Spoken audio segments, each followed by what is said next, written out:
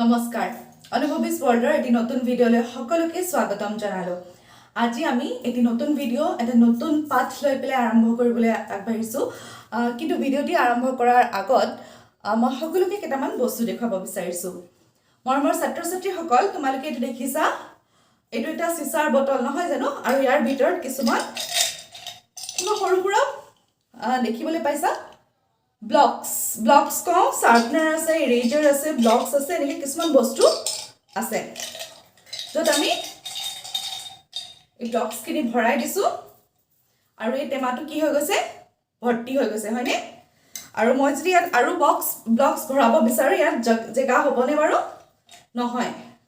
জেগা নাই, হয়নে নহয়? ঠাই নাই। ইয়াৰ অৰ্থটো কি হৈছে যে আমাৰ এই টেমাটো কি হৈ আছে, এই টেমাটো আমাৰ কি হৈ আছে, সম্পূৰ্ণ ভৰি আছে, হয়? ঠিক আছে বাৰু। তেতিয়াহ'লে আমি আৰু এটা বস্তু চাওঁ। এইখিনি চোৱা তোমালোকে, এইখিনি চাহপাত।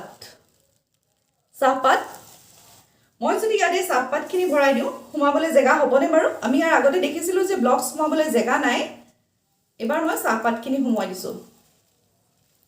আৰু মই দেখিলোঁ কি মোৰ চাহপাতখিনি সম্পূৰ্ণ খালী কৰি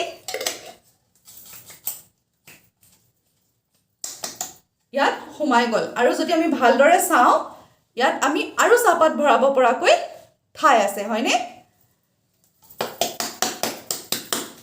ইয়াত আমি ইয়াৰ আধাও নভৰিল চাহপাতখিনি। আমি যদি ইচ্ছা কৰোঁ ইয়াত ভৰ্তিকৈ আমি চাহপাত ভৰাব পাৰিম, হয়? তোমালোকে দেখা পালা, যদিও আমি দেখিছিলোঁ যে বটলটো ব্লকছেৰে ভৰি আছিল, তথাপিতো কিন্তু ইয়াৰ মাজত কিছুমান ঠাই আছিল, যি ঠাইখিনি আমাৰ এই চাহপাতখিনিয়ে পুৰালে বা অকুপাই কৰিলে, ঠিক আছে? মানে যদিও এই বটলটো ভৰি আছিলে, ইয়াত কিছুমান ফ্ৰী স্পেচ আছিলে, হয়?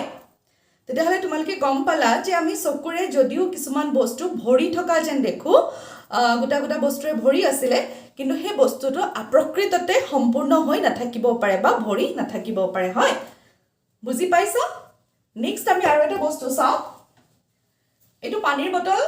ইয়াত আধা বটল পানী আছে, হয়নে নহয়? মানে এই পানীখিনিৰে বটলটো কি হৈ আছে, আধা ভৰি আছে। এইটো এটা চিচাৰ গ্লাছ, আইনাৰ গ্লাছ, কাঁচৰ গ্লাছ, যি বুলি কোৱা হয়। ইয়াত এতিয়া মই পানী ভৰাম।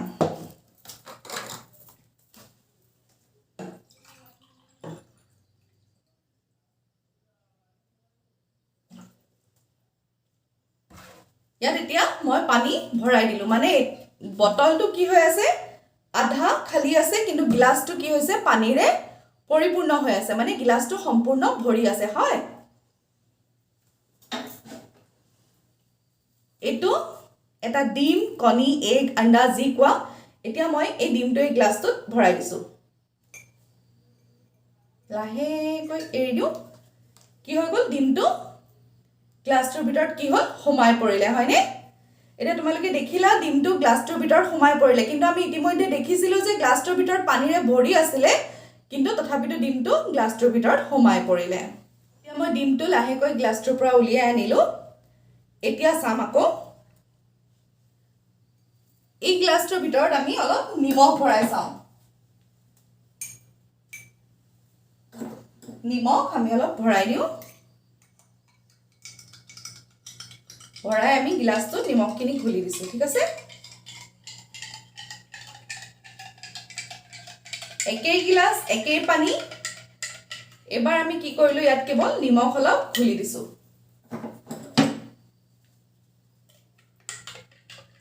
আৰু অলপ ঘুলি দিওঁ। ইয়াত অলপ নিমখ ঘুলি দিছোঁ। এতিয়া আমি আকৌ ডিমটো ভৰাই চাওঁ। লাহেকৈ ডিমটো এৰি দিওঁ।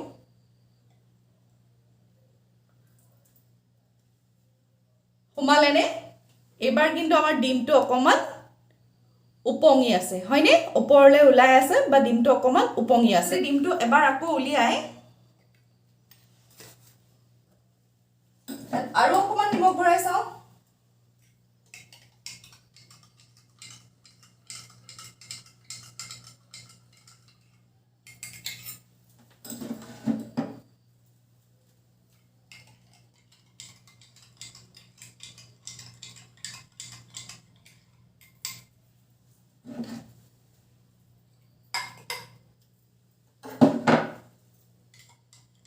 এবাৰ অলপ বেছিকৈ নিমখ ভৰাই চাইছোঁ দেই কি হয় চাওঁ আমি সকলোৱে নহয় জানো সকলোৱে ইয়াত আৰু অলপমান নিমখ ভৰাই চালোঁ এবাৰ আকৌ একেটাই দিম ইয়াত সুমুৱাই চাওঁ লাহেকৈ এবাৰ চোৱা তোমালোকে দেখিছা ডিমটো আৰু অলপ বেছিকৈ উপঙি আছে হয়নে অৰ্থাৎ আমি বুজি পালোঁ যে নিমখখিনি ভৰাই দিয়াৰ মানে ইয়াত হয়তো ডিমটোৰ কাৰণে ঠাইখিনি কমি গৈছে যিটো কাৰণে ডিমটো বাহিৰত উপঙি আছে বা বাহিৰলৈ ওলাই আহিছে গতিকে ইয়াৰ অৰ্থটো আমি কি বুজি পালোঁ বাৰু যে যদিও বা আমি গিলাসটোত পানীখিনিৰে ভৰি থকা দেখিছিলোঁ আমাৰ কিন্তু গিলাসটো সম্পূৰ্ণ ভৰি থকা নাছিলে এতিয়া আমি আৰু এটা বস্তু চোৱা এনেকৈ যেতিয়া ঘূৰাই দিছোঁ অকণমান ভালকৈ চাবা তোমালোকে এই গিলাসটোৰ ভিতৰত কিছুমান বস্তু সৰু সৰু কণা ঘূৰি থকাৰ নিচিনা দেখা পাইছানে ভিডিঅ'ত কিমান স্পষ্ট হৈছে মই নাজানো কিছুমান সৰু সৰু সৰু সৰু সৰু সৰু কণা ঘূৰি থকাৰ নিচিনা দেখা পাইছা তোমালোকে নিজেও ঘৰত এইটো কৰি চাব পাৰা নিমখ এনেকৈ পানীত মিহলাই দি লাহে লাহে ঘুটি দিলে দেখিবা নিমখ কিছুমান ইয়াত সৰু সৰু কণা কিছুমান ঘূৰি থাকে এইকেইটা কথা মনত ৰাখিবা আমি প্ৰথমতে কি দেখিলোঁ এটা বটলত অলপ ব্লকছ ভৰাই লৈছিলোঁ যেতিয়া আৰু বেলেগ ব্লকছ ভৰাব বিচাৰিছিলোঁ বটলটো কিন্তু ব্লকছ সোমোৱা নাছিলে অৰ্থাৎ ব্লকছেৰে বটলটো সম্পূৰ্ণ ভৰি আছিলে তাত আমি ব্লকছ ভৰাবৰ কাৰণে জেগা নাছিলে তাৰপিছত দেখিলোঁ এক গ্লাছ পানী ভৰাই ল'লোঁ সেই পানী গ্লাছত কিন্তু যেতিয়া আমি ডিম এটা ভৰাই দিলোঁ সেই ডিমটো সম্পূৰ্ণ সোমাই গুচি গ'ল অৰ্থাৎ আমি দেখাত ভৰি থকা গিলাসটোতো ডিমটো সোমাবৰ কাৰণে কৰবাত নহয় কৰবাত ঠাই আছিলে কিন্তু তাত যেতিয়া আমি নিমখ ভৰাই ঘুলি পেলালোঁ তেতিয়া ডিমটো লাহে লাহে লাহে লাহে উপঙিবলৈ আৰম্ভ কৰিলে এয়া কিয় হয় কেনেকৈ হয় আমি এই ভিডিঅ'টোৰ পৰৱৰ্তী অংশত আলোচনা কৰিম গতিকে আহা এনে কিছুমান বিষয় আলোচনা কৰিবলৈ আমি নৱম শ্ৰেণীৰ বিজ্ঞানৰ প্ৰথম অধ্যায়টি আৰম্ভ কৰোঁ ক্লাছ 9ৰ বিজ্ঞানৰ যিটো পাঠ আছিলে পাঠটো হৈছে মেটাৰ্ছ ইন আৱাৰ সাৰাউণ্ডিং বা আমাৰ চাৰিওফালে থকা দ্ৰব্যসমূহ বা পদাৰ্থসমূহ গতিকে আমাৰ চাৰিওফালে থকা আমি যদি দ্ৰব্য পদাৰ্থ বা বস্তুৰ কথা কওঁ তেতিয়াহ'লে আমি সাধাৰণতে তিনিটা ষ্টেটত দেখা পাম যদিও এতিয়া 6টা ষ্টেট উলিয়াইছে মেটাৰ্ছৰ কিন্তু তথাপিতো আমি তিনিটা ষ্টেটক লৈ আলোচনা কৰিম first state solid second is liquid and third is gas হয় এতিয়া নতুনকৈ প্লাজমা ষ্টেট বছ আইনষ্টাইন ষ্টেট আৰু তোমাৰ চেঞ্জিং ষ্টেট বুলি চাই আৰু তিনিটা ষ্টেট উলিয়াইছে কিন্তু আমি যেহেতু আমাৰ পাঠত এই তিনিটা ষ্টেটেই কভাৰ কৰা হৈছে আমি সেই তিনিটা ষ্টেটৰ বিষয়ে পাতিম অৰ্থাৎ কঠিন জুলীয়া আৰু গেছীয় ভাষাত নাযাবা এতিয়া 6ৰ পৰা আকৌ ইংৰাজীতে দিছে গতিকে আমি দুয়োটা ভাষা শিকাটো আমাৰ কাৰণে অত্যন্ত জৰুৰী জুলীয়া আৰু গেছীয় যদিও মই লিখাখিনি ইংৰাজী মাধ্যমত বা অসমীয়া মাধ্যম দুইটাই মিক্স কৰি লিখিছোঁ তথাপিতো ইংৰাজী মাধ্যমৰ বহু ছাত্ৰ ছাত্ৰী আছে যি পঢ়ে ইংৰাজীত যদিও বুজোতে তেওঁলোকৰ অসুবিধা হয় গতিকে মই বুজোৱাখিনি যিমান পাৰোঁ তোমালোকে সহজকৈ বুজি পাব পৰাকৈ অসমীয়াতে বুজাবলৈ চেষ্টা কৰিম এতিয়া কথা হ'ল আমি আমাৰ চাৰিওফালৰ যেতিয়া মেটাৰ্ছবিলাক বা বস্তুবিলাক আমি বিষয়ে আলোচনা কৰিবলৈ যাম পঢ়িবলৈ যাম আমি প্ৰথমতে তেওঁলোকক মানে সেই বস্তুখিনিক তিনিটা প্ৰধান ভাগত ভাগ কৰিম যে বস্তুটো সলিড নেকি লিকুইড নেকি বা গ্যাস নেকি হয় সলিড বুলি ক'লে আমি কি বুজি পাম এই মাৰ্কাৰডাল মই লৈ আছোঁ মাৰ্কাৰডাল সলিড পেনটো লৈ আছোঁ পেনটো সলিড ইয়াত থকা পানীখিনি গিলাসটো সলিড কিন্তু পানীখিনি লিকুইড হয়নে আৰু এটা গ্যাস বুলি ক'লে আমি যিকোনো এটা পাৰফিউম ল'ব পাৰোঁ পাৰফিউমৰ যিটো স্মেল সেইটো গেছিয়াছ হ'ব পাৰে বা ধোঁৱাত আমি যিটো ওলাওঁ ধোঁৱা মতে গেছ বুলি ক'লে তোমালোকে বুজিয়ে পোৱা যিখিনি মানে ধোঁৱা হওক তোমাৰ বায়ু গেছ গতিকে আমাৰ যিখিনি আমি সচৰাচৰ গেছিয়াছ বস্তুবিলাক সহজে চকুৰে দেখা নাপাওঁ হয়নে গতিকে এই তিনিটা বস্তুত আমি ভাগবিলাক চাম যে কি কি চৰিত্ৰৰ ওপৰত বা কি কি কেৰেক্টাৰৰ ওপৰত নিৰ্ভৰ কৰি পেলাই আমি বস্তু কি বৈশিষ্ট্যৰ ওপৰত নিৰ্ভৰ কৰি বস্তুখিনিক আমি সলিড লিকুইড বা গেছত ভগাব পাৰোঁ এজ ক্লাছ 9 ষ্টুডেণ্ট তোমালোকে ইতিমধ্যে সেইখিনি সুন্দৰভাৱে চিনাক্ত কৰিব পৰা হৈছা সেইটো মই জানো তথাপিতো আমি ইয়াত অকণমান এডভান্স লেভেলত পঢ়িম গতিকে এতিয়া প্ৰথম আৰু প্ৰধান কথাটো হ'ল মই তোমালোকক দেখুৱাইছিলোঁ এই বটলটো নহয়নে এই বটলটোত মই প্ৰথমে কিছুমান ব্লকছ ভৰাইছিলোঁ য'ত আৰু ব্লকছ ভৰাবৰ কাৰণে ঠাই নাছিলে কিন্তু পিছত যেতিয়া মই চাহপাত ভৰালোঁ চাহপাতখিনিয়ে কিন্তু ইয়াৰ 1/4 অকুপাই কৰা নাই মানে ইয়াত 3/4 মান জেগা 4/3 মান জেগা বা তাতকৈও বেছি ঠাই খালী হৈ ৰৈ গৈছে হয়নে নহয় গতিকে এটা কথা মনত ৰাখিবা আমি যিমান বস্তু দেখো সলিড হওক লিকুইড হওক গ্যাস হওক প্ৰত্যেকৰে মাজত কিছুমান স্পেস থাকে প্ৰত্যেকৰে বস্তুবিলাকৰ মাজত কিছুমান স্পেস থাকে অৰ্থাৎ আমি যেনেকৈ দেখিছো এই গিলাসটো বা এই বটলটো সম্পূৰ্ণ প্লেন এই গোটেই বস্তুবিলাক কিন্তু সলিড হওক লিকুইড হওক গ্যাস হওক সম্পূৰ্ণ প্লেন বস্তু নহয় অৰ্থাৎ প্ৰত্যেকটো মেটাৰ কিছুমান টাইনি পাৰ্টিকলছৰে গঠিত হয় প্ৰত্যেকটো মেটাৰ প্ৰত্যেকটো বস্তুৱে কিছুমান সৰু সৰু কণাৰে গঠিত তেতিয়া হলে আমি যিকোনো এটা বস্তু আমাৰ চাৰিওফালে থকা যিকোনো এটা বস্তুৰ যদি কথা কওঁ তেতিয়া হলে আমি কি কম আপোনাক মই দেখাইছিলো যে বটলটোত কিছুমান স্পেস ৰৈ গৈছিল বা পানী গিলাসত আমি যেতিয়া পানীখিনি ভৰাই দিছিলো তাৰ পিছতো তাৰ মাজত ডিমটো সোমাই গৈছিল অৰ্থাৎ ইয়াৰ মাজত নিশ্চয় কৰবাত জেগা আছিল য'ত ডিমটো সোমাবলৈ সুবিধা হৈছিল হয়নে গতিকে আমি এই প্ৰত্যেকটো বস্তুৰে প্ৰত্যেকটো মেটাৰৰ বা প্ৰত্যেকটো বস্তু বা পদাৰ্থৰ কিছুমান কমন নেচাৰ আছে ক্যাৰেক্টাৰিষ্টিক্স বা বৈশিষ্ট্য আছে সেই বৈশিষ্ট্যসমূহ কেনে ধৰণৰ all matters are made up of tiny particles হয় মই তোমাক কৈছিলো যেনেকৈ পানী গ্লাস আমি সম্পূৰ্ণ যদিও দেখিছো তাৰ মাজত কিছুমান খালী জেগা আছে এতিয়া চোৱা এটা প্লেন বস্তু মাজত খালী জেগা নাথাকে হয়নে প্লেন বস্তু বুলি ক'লে ই সম্পূৰ্ণ প্লেন হ'ব ইয়াত কোনো ধৰণৰ খালী জেগা নাথাকে বুলি আমি ভাবো কিন্তু যেতিয়া খালী জেগা থাকিবলৈ হলে বস্তুটো কেনে ধৰণৰ হ'ব লাগিব ইয়াৰ মাজত নিশ্চয় ডটেড বা চেক টাইপৰ কিবা এটা হ'ব লাগিব য'ৰ মাজত সুৰুঙা থাকিবলৈ হয়নে এটো কাৰণে কি হয় প্ৰত্যেকটো বস্তুৱে কিছুমান সৰু সৰু সৰু সৰু কণিকা লাগি গঠিত হয় কি লাগে সলিড হওক গেছিয়াছ হওক বা লিকুইড হওক কিছুমান সৰু সৰু সৰু সৰু কণিকাৰ দ্বাৰা গঠিত হয় হেতুকে আমি কওঁ all matters are made up of tiny particles মানে প্ৰত্যেকটো বস্তু বা প্ৰত্যেকটো দ্ৰব্য প্ৰত্যেকটো পদাৰ্থ কিছুমান সৰু সৰু কণিকাৰ দ্বাৰা গঠিত তাৰ পিছত the particles of the matters have space between them যেতিয়া তোমাৰ কিছুমান বস্তু থাকিব একেলগতে যেতিয়া এনেকৈ থাকিব সিহঁতৰ মাজত নিশ্চয় কৰবাত নহয় কৰবাত সুৰুঙা থাকি যাব হয়নে এটো সলিড লিকুইড গ্যাস বুলি কথা নাই প্ৰত্যেকৰে মাজত কি থাকিব কিছুমান খালী জেগা থাকিব মানে কোনো এটা দ্ৰব্য বা পদাৰ্থ গঠিত হোৱা কণিকাসমূহৰ মাজত কিছুমান খালী জেগা থাকে তৃতীয় চৰিত্ৰটো বা বৈশিষ্ট্যটো হৈছে the particles of the matters are continuously moving মই তোমালোকক প্ৰথমতে কৈছিলো যেতিয়া এই বস্তুখিনি দেখাইছিলো মই এটো ঘুলি দিছিলো হয়নে এখিনি ঘুটি দিছিলো সো ঘুটি দিওতে ইয়াত কিছুমান যদিও মই চামুচখন ওপৰলৈকে লগোৱাই নাই বা ওপৰত আমি নিমখ আছে নে নাই গম পোৱাই নাছিলো হয়নে তথাপিতো যেতিয়া মই ঘুটি দিলো ইয়াত কিছুমান বস্তু ঘুৰি থকা দেখা পাইছানে কিছুমান গুৰি ধৰণৰ ঘুৰি থকা দেখা পাইছা হয়নে নহয় তেনেকে এটো বুজাবৰ কাৰণে মই তোমালোকক দেখাইছিলো যে আমাৰ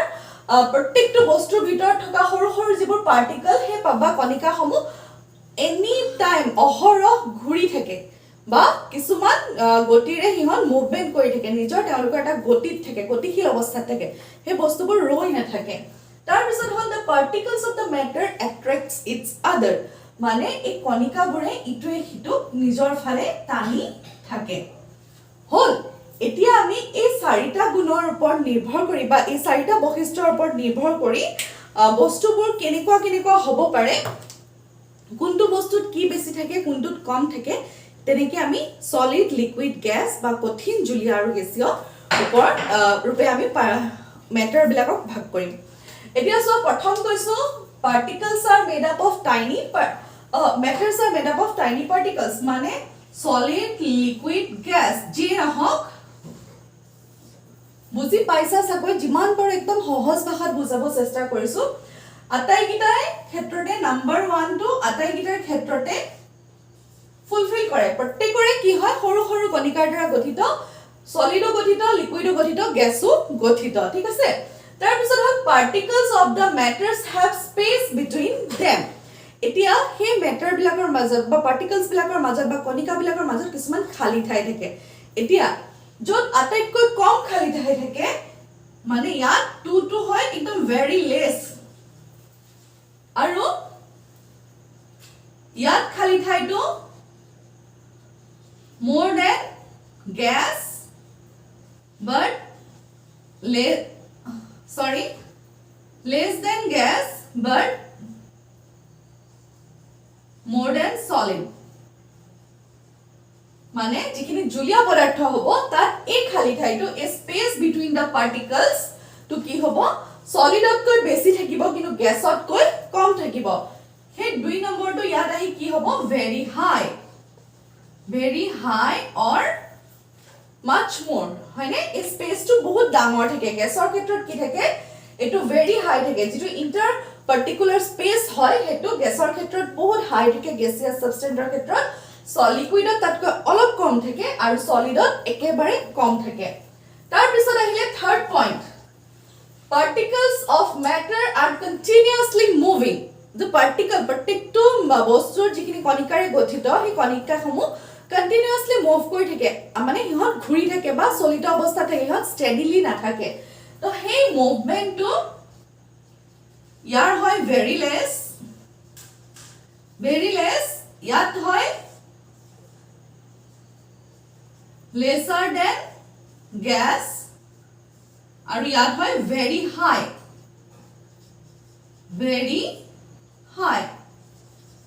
মানে এক যেটো পাৰ্টিকুলাৰ মুভমেন্ট থাকে পাৰ্টিকলস বিলাকৰ যেটো মুভমেন্ট থাকে এটো গ্যাসৰ ক্ষেত্ৰত বহুত হাই হয় লিকুইডৰ ক্ষেত্ৰত অলপ কম থাকে আৰু সলিডৰ ক্ষেত্ৰত very less থাকে তাৰ পিছত ফৰ্থ পইণ্টটো হৈছে the particles of the matter attracts each other মানে প্ৰত্যেকটো পাৰ্টিকুলে ইটোৱে হিটোক কি কৰি থাকে attract কৰি থাকে ইটোৱে হিটোক নিজৰ ফালে টানি থাকে এতিয়া 4 নম্বৰটো ইয়াত very high বা very high ইয়াত lesser than solid আৰু ইয়াত very low মানে ইয়াত পাৰ্টিকল গিটাই বেছি জোৰকে টানিব নোৱাৰ বেছি ইটো হেতু বেছি জোৰত টানি নাথাকে ইয়াত খুব জোৰত টানি থাকে আৰু ইয়াত মানে ইয়াতকৈ বেছি জোৰত টানে কিন্তু সলিডতকৈ কম জোৰত টানে আৰু এই কথাটো তোমালোকৰ কাৰণে বুজিবলৈ বহুত টান হ'ব নালাগে কাৰণ চোৱা ইয়াত যেহেতু কৈছে আটাইকিটা পাৰ্টিকুলাৰে গঠিত গতিকে হেতু মনতেই থাকিব তাৰপিছত ইন্টাৰ পাৰ্টিকুলাৰ স্পেসটো ইয়াত কম ইয়াত বেছি ইয়াত আটাইতকৈ বেছি ইয়াৰ পিছত হৈছে যে পাৰ্টিকুলাৰ মুভিং কন্টিনিউয়াছলি ইয়াত যেহেতু স্পেস কম হিহঁতৰ ঘূৰিবলৈ জায়গা কম গতিকে মুভমেন্টটো কম হ'ব স্বাভাৱিক কথা আৰু তাৰ পিছত হৈছে যে এট্ৰেকচন এতিয়া চোৱা এই দুটুকুৰ চুম্বক মই ওচৰলৈ যেতিয়া আনিম তেতিয়াহে ইটুকুৰ চুম্বকে হিটুকুৰ চুম্বকক টানিব হয়নে কিন্তু হিহঁতক যদি মই দূৰত্বটো বঢ়াই দিওঁ হিহঁতে ইয়াৰ পৰা টানিবনে নোৱাৰে যেতিয়া ওচৰলৈ আনিম তেতিয়াহে টানিব তো যেহেতু ইয়াৰ পাৰ্টিকলস বিলাক ওচৰে থাকে গতিকে ইহঁতৰ ইন্টাৰ পাৰ্টিকুলাৰ যেটো এট্ৰেকচন থাকিব হেতু নিশ্চয় বেছি হ'ব ইয়াত যেটো দূৰে থাকে অলপ কম হ'ব আৰু ইয়াত যেটো বহুত দূৰত থাকে ইন্টাৰ পাৰ্টিকুলাৰ যেটো এট্ৰেকচন হয় হেতু বহুত কম হয় হয়নে বুজি পাইছা নিশ্চয় আশা কৰো এইখিনিলৈকে তোমালোকে সুন্দৰকৈ বুজি পাইছা যে এই চাৰিটা বৈশিষ্ট্য প্ৰত্যেকটো মেটাৰৰ থাকে সৰু সৰু পাৰ্টিকুলাৰে গঠিত পাৰ্টিকল বিলাকৰ মাজত স্পেস থাকে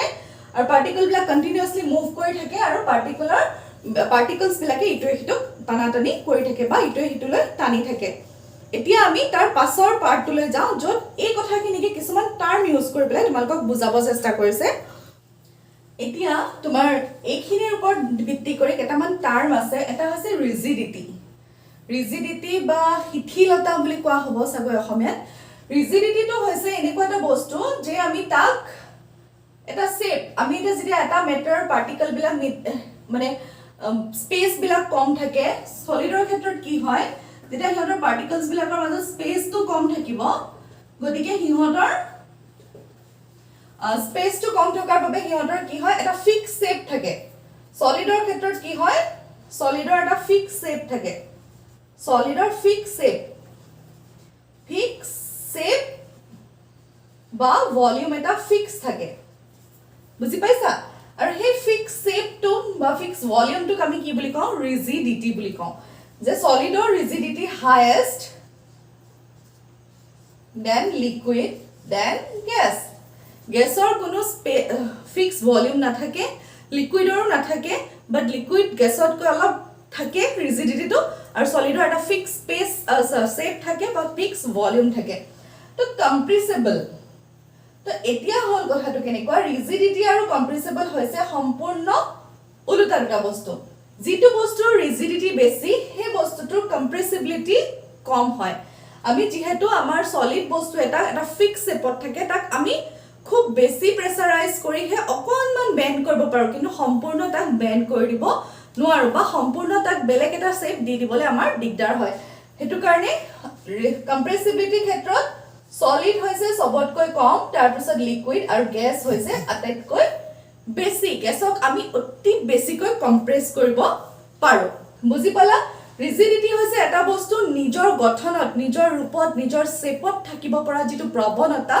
তাকে আমি ৰিজিডিটি বুলি কওঁ। আৰু তাৰ ঠিক উলটা, যে সেই শেপৰ পৰা আমি ডিসশেপ কৰিব পৰা, তাক নিজৰ গঠনৰ পৰা বেলেগ এটা ৰূপ দিব পৰা বা চেপিব পৰা, খুন্দি মানে চেপা মাৰি বেলেগ এটা ৰূপ দিব পৰা, বেলেগ এটা শেপ দিব পৰা যিটো ধৰ্ম, তাক আমি কম্প্ৰেসিবিলিটি বুলি কওঁ। তো যাৰ ৰিজিডিটি বেছি তাৰ কম্প্ৰেসিবিলিটি সদায় কম, আৰু যাৰ কম্প্ৰেসিবিলিটি বেছি তাৰ ৰিজিডিটি সদায় কম হ'ব। গতিকে বুজি পাইছা এইটো টাৰ্ম? আশা কৰোঁ এই দুটা টাৰ্মত কোনো ধৰণৰ প্ৰব্লেম নাই। তাৰপিছত আহিলে কাইনেটিক এনাৰ্জি। কাইনেটিক এনাৰ্জি আমি যে কৈছিলোঁ, the particles of matters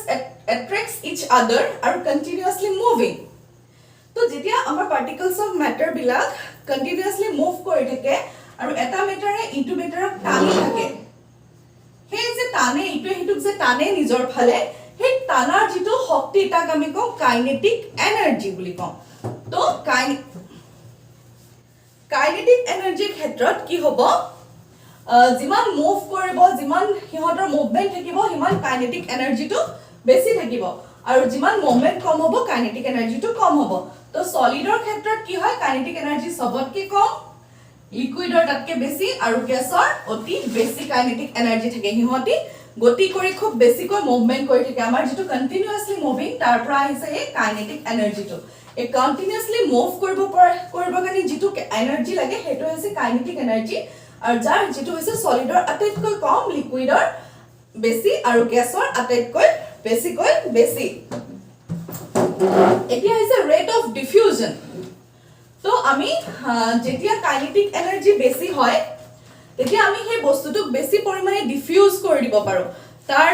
শেপৰ পৰা বা ষ্টেটৰ পৰা তাক চেঞ্জ কৰি দিব পাৰোঁ, বা তাৰ এনাৰ্জিটো চেঞ্জ কৰি পেলাই বা ইটোৱে সিটোৰ পৰা আঁতৰ কৰি পেলাই আমি বস্তুটোক ডেষ্ট্ৰয় কৰিব পাৰোঁ, বা মানে তাৰ যিটো নিজৰ গঠন আছিলে, গুণ গৰিমা আছে, তাক আমি সলাব পাৰোঁ। এইটো হৈছে rate of diffusion. As kinetic energy of solid is less, তো ৰেট অফ ডিফিউজনো সলিডৰ লেছ হয়, সলিডতকৈ লিকুইডৰ বেছি থাকে, আৰু গেছৰ আটাইতকৈ বেছি থাকে। এই গোটেই পাঠটোত তোমালোকে জানিবলগীয়া মেইন কথা আছিলে এইকেইটাই, যে মেইন বৈশিষ্ট্য কিছুমান আছে, সেই বৈশিষ্ট্যসমূহৰ ওপৰত ভিত্তি কৰি আমি সলিড, লিকুইড আৰু গেছক বাছি উলিয়াব পাৰিম।